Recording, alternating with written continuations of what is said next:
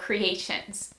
If you're new to my channel and you're stopping by for the first time, thank you for stopping by. Welcome to my channel. Stick around a while by clicking that red button for more crafting on a budget, more everything on a budget videos to come. And if you click it again when the bell appears, YouTube should notify you every time I upload a new video, depending on the option that you choose in the drop-down menu of the bell. If you're interested in following me on social media, you can find those links, you guessed it, in the description box below. So what do I have going on for you for today? Today, I'm bringing to you another one of those garden banner DIYs that I love to make.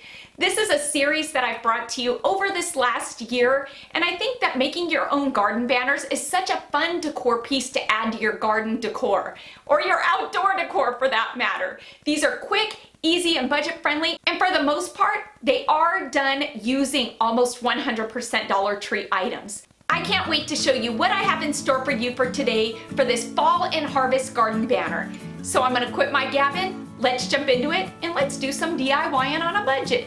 Because why not? That's what we do here. Let's get to it. Who is today's KB Creations crafter of the day? You'll want to stick around to the end of the video to see if it's your creation that's being featured in today's video. My blog is up and it is running. I will be posting a new blog every Monday, and this is where I take you along with me on this next chapter of my life and all of the amazing paths that it takes me on. I get personal because everything is personal, including this blog.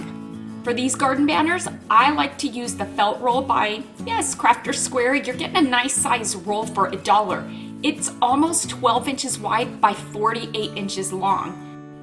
I'm not gonna lie to you, this felt is a bit on the thinner side, but because we're getting 48 inches of felt, we can go ahead and double it up, which is gonna thicken it up.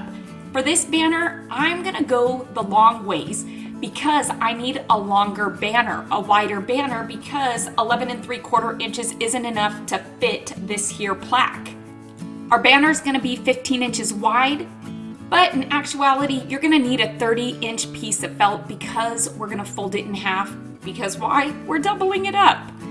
When doing these garden banners, I don't much like the seams to be off to the side. I like my sides to be seamless. So by taking the ends of the felt and just folding them in, you can then have your seam in the back and nobody's gonna see it. Once I've folded my ends in, this is a no-sew project. If you want to sew it, you can sew it. If you want to use that iron-on hemming, you can do that. My hot glue gun's plugged in. It's going to work, so I'm just going to go ahead and hot glue those edges together, putting the seam in the back. For the top of the banner, we do need to add more felt for the hanger to slide through because, again, it wasn't wide enough. So it's an easy fix just by kind of guesstimating and folding over the felt. Again, we're gonna double this up because we need kind of a slip hole to slip the rod through. I'm gonna go ahead and fold it just like you see me doing here and just cut off the excess felt there. So I'm gonna call this a slip pocket, and this slip pocket, I'm just gonna place it here on top and just cut it to size. I could have measured it, but I just didn't. I just wanted to do it this way, because why not? This is the lazy way, the easy way. And this too is going to get a bead of hot glue right along this bottom edge here, closing up this pocket. You don't wanna close it up completely. You don't want any glue on each of the ends because we need to slip that rod through it. And again, this is a no-sew project. If you want to sew it, I say sew it, but hot glue works just as good. Because we didn't close up these ends on the banner part of our garden banner, I'm going to go ahead and slip this slip pocket in between the two sheets of felt here, and then just go ahead and again put some hot glue there, locking it into place. I will tell you all, if I seem like I am not my usual peppy self, it's because I'm not. I woke up this morning feeling a bit under the weather. Have some body aches in a few of my joints, have a bit of a headache.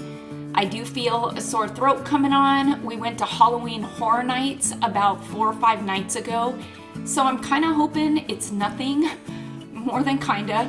But we'll see what happens after I knock out this video. I'm gonna go to bed and respond to your comments tonight from the comfort of my bed. So you can see that I added glue to both sides because there are 2 pieces of felt, and once I did that, I'm gonna go ahead and close up the bottom of this banner. So we've got the bottom that's closed up and we've got the top that has, yes, our slip pocket. I am a creature of habit, we know this, and so I will be incorporating some fabric into this garden banner. I found this yard of fabric. This is a fun harvest one by Created that you can get for about $6 at Walmart. Crafter Square has these rotary cutters that are amazing, so if you see them at Dollar Tree, you should pick a couple up because, would you look at this? This is 3 layers thick, this fabric, and it is cutting right through it, no problem. Look at how clean that cut is. You can't beat that for $1. I went ahead and cut a piece just a bit smaller than my banner itself, so the felt is framing the fabric. And again, I'm not sewing this, I'm hot gluing it right onto the front there. During the holidays, Crafter Square comes out with these amazing word sayings, these DIY word sayings that I think are amazing, but what I don't think is amazing are the holes in them. So you know what I do. I take Dollar Tree spackling and we fill them in because we don't need holes. I guess they would be great for people who want to hang it, but how often do I hang these? Never. Taking a wet paper towel because I'm impatient and I want to get to painting this, I'm just going to wipe off that excess spackling. We're not waiting for it to dry today. Oh no, no. Fear not. I have not forgotten about Waverly's antique wax. Oh no, no. And that is exactly what I'm using today to stain the words harvest and wishes. Now, I will tell you, with these plaques this year, I am seeing that the wood is exceptionally dry, which means it is really sucking up and absorbing the stains and the paints that are applied to it. So what does that mean? It means that more coats are needed. And typically I can get away with just putting 1 coat of the antique wax on. Once I finished it, look how light it was, very light. It was not to my liking though, of course not. The darker the better, right? It's more rustic and farmhouse. See, look how light that is. That never happens using the antique wax. I am gonna go in with some of Hello Hobby's pumpkin orange, and I am going to give this maple leaf a good couple coats of that as well. We need an orange leaf, not a brown leaf. You could do it red, you could do it yellow, you pick your color. I love this rustic pumpkin orange. So again, you can see just how dry this wood was and how light it came out. So of course, I'm gonna go back in with the antique wax, give it a second coat, and that'll do the trick. Ah yes, much better. And I'm gonna hit the stem of this leaf with a bit of the antique wax as well. Since I have it out, my brush is dirty. Who wants to clean another brush for a different brown? Not me. And on the back of this here plaque, I'm gonna hit it with a ton of hot glue. I'm okay with using hot glue. And I live in pretty hot and cold elements here. The temperatures here get pretty extreme, and my stuff seems to hold up just fine outside. I will tell you, I don't leave these items out when it is super windy or raining. I am one who goes out and brings my decor in. That may not be for everybody, but I do that because I like it to last. I went ahead and placed my word right in the center here, did I tell you, with some hot glue. So guess what? Linda and I, we are all about options, putting the options out there. For those of you this week, I'm gonna say who have a cruddy Dollar Tree. If your Dollar Tree doesn't carry these wood words by Crafter Square, guess what? Linda has recreated them. They are available in her store for instant digital download. So if you have a Cricut, you're gonna download it to your computer, you're gonna upload it to Cricut, and you're gonna cut it out in cardstock. Or you're gonna order it from Linda and she will cut and send them to you with free shipping. Guess where you can find the link to Linda's Etsy store? Yes, in the description box below. Getting back to some DIYing, some fine tuning this DIY, or this maple leaf I should say. I'm seeing some detailing in this maple leaf that I am feeling the need to fill in with some of my antique wax. So taking a real thin paintbrush, I'm just gonna go ahead and fill in these lines. And I feel like it's gonna give it some depth, dimension, and you know what I'm gonna say? It's gonna add some character and personality to this leaf instead of making it look just like a regular orange leaf. If you can make a flower out of twine, you can most definitely make one out of raffia. And like I've said in my past few DIYs, fall and harvest screams raffia versus twine. And so using the same method that I use to make my twine flowers, which is just kind of layering the string or the twine like you see me doing here, making bunches of it. Once I've got a bunch about as thick as I want it to be, I'm gonna go ahead and tie it off in the center, and that is gonna be bunch 1 of 3. We need 3 bunches to make, yes, a raffia flower.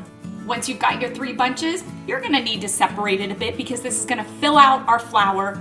Once we've got our bunches separated, we're just gonna hot glue them together, offsetting them just a bit, in turn giving us a raffia flower instead of a twine flower. Every twine or raffia flower needs to be finished off with a button, so I'm using this brown button that I got from guess where? Yes, the Dollar Tree. And this here is gonna go up in the top corner. Perfect. But can I tell you, I am not happy with this yet. It is looking too plain for my taste. There's something missing, a couple of somethings missing. I'm gonna take some of Tim Holtz Distress ink in the color of Walnut Stain. This is an ink pad that you can get at Joann's, Michael's, Hobby Lobby. You can even get it on Amazon. So these edges, they're gonna get distressed a bit because I feel like that felt is just too stark of a white for me. This is definitely one of those steps that you can leave out. I feel like when you distress and age a piece, it has a story to tell. It's been places, and I love the look and the feel of that. I did say I felt a couple of things were missing. The second being, I felt like these words needed some stitching. I felt like they were too plain. I felt like they were getting lost in the fabric. And so I feel like by adding stitching to it, it's gonna make the words stand out more. And yeah, it's a good finishing touch. That's what I think. If you don't like stitching, don't put stitching. If you like dots, put dots. I say get creative, make it your own. Take what you like, leave what you don't. Yes. I'm gonna say that's much better, just what those words needed, and it gives it that fall and harvest country quilted look that I absolutely love.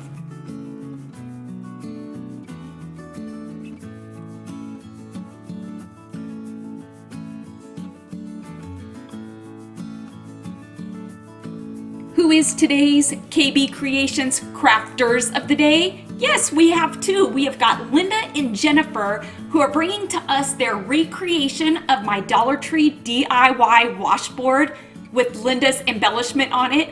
Absolutely love these DIYs, and what I love even more is that I get to see the faces behind the creations. Thank you both so much for sharing your creations with us today. I hope you all are enjoying this DIY garden banner series that I've been bringing to you. Let me know what you think of it, and if it's a series that you're enjoying and you want me to continue on with by leaving me a comment in the comments below, because I go off of your feedback. Please make sure to give this video a big thumbs up, and let's get this video to 5,000 likes. Because like I always say, each and every one of your thumbs up and the comments that you do leave down below, they really do help my channel to grow, and it helps YouTube to notice me just a bit more. Until next time, everybody, I hope you have a fantastic day. Happy crafting on a budget. Stay happy, stay safe, stay healthy, but most of all, stay positive, please, and bye for now, everybody.